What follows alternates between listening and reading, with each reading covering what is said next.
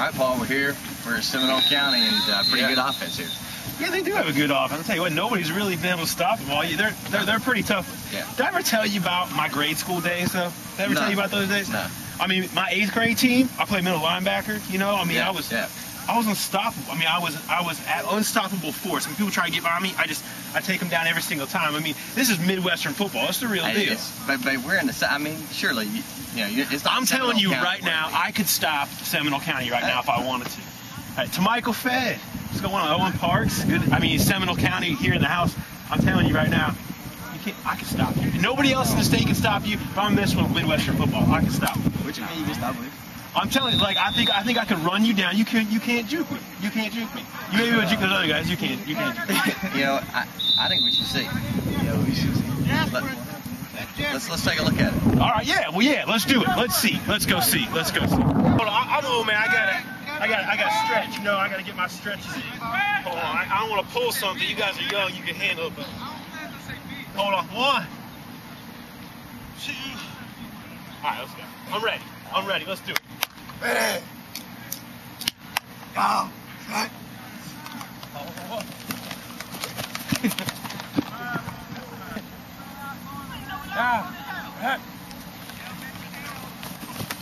I almost had it. All right. No, you know what? You guys are too fast. Bring in the big boy. I can catch him. Let's go. Midwestern football right here. Let's do it. Ready. Let's go. Go. Help! This is the Herald Tour live at Dunnsville. Hello, everybody, and welcome to the Pros versus Joes edition of the Albany Herald. Tim Dixon, Paul Daner Jr. with you here on the Albany Herald Tour. Glad that you're in with us on what's going to once again be another great weekend of high school football. And you doing all right there, bud? I mean, Midwestern football was not quite exactly what I anticipated, but I guess I got to move. I just got to pretend that didn't happen. I'm pretending that didn't happen. Apparently, it is much more difficult to stop Seminole County than I thought. Absolutely, and then we will talk about if Miller County can have better success than you did at stopping the Seminole County offense. But before we do that, let's start with some of the other games that are going on this week. And in the GISA, Deerfield Windsor Knights have been on a roll, great winning streak that they're on right now. But all of those games now come to an end. If region play starts, and they host Southland in the final regular season home game for the Deerfield Windsor Knights this year. I guess a simple question is, as good as Southland has played here the last couple of weeks against tough competition, do they have enough on defense to stop Tony Zima?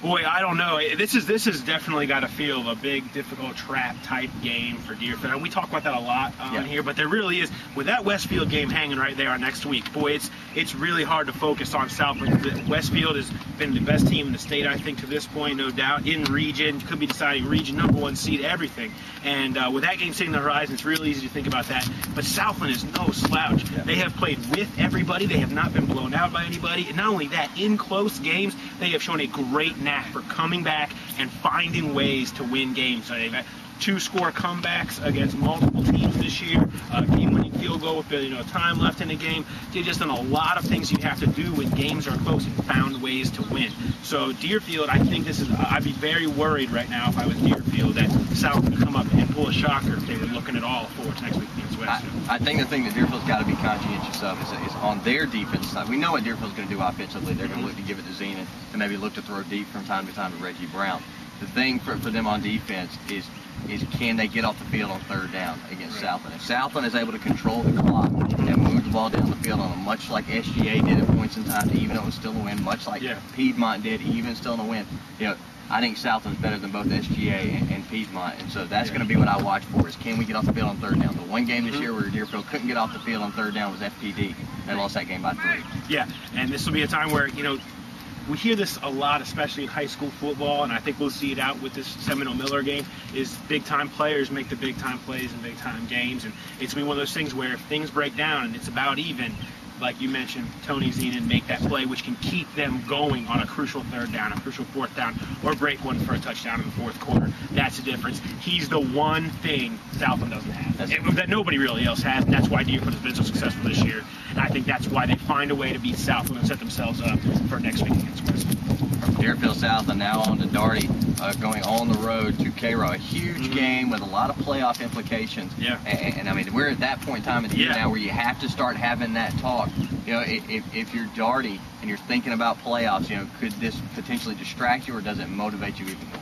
Well, I think it motivates you even more. I mean, this is a team that is coming off a very difficult loss to Monroe, one where they're driving in the fourth quarter and felt like they were going to go win. They end up losing 16-12 in that game. But they really showed that they have a lot of the pieces of the puzzle right there. Monroe is one of those higher echelon teams. Some people were wondering if Dougherty was going to be one of those higher echelon teams. I think that they have proven in this point in the original season that they are. Now, they're going to have to, though, at some point prove it on the scoreboard and not just by keeping the game close. And they're going to have three chances. They've got Cairo, they've got Crisp County, and they've got Peach next 3 weeks. They got to win one of these next three if they're going to make it into the playoffs. There's no doubt about it. They're all going to be difficult. Cairo is tough. They're coming off a loss themselves, so they're going to be fired up. Going down to Cairo, very tough place to play. Boy, Cairo's defense is just so good. Yeah. And I don't know, especially when you've had an injured Ezekiel Nose here last couple weeks, if they're going to have enough elements of their offense to go score to make the difference. I think they keep it close, but I think in the end, Cairo's defense is just going to be too much, and I think Dougherty has trouble this week. I think they lose in a close game.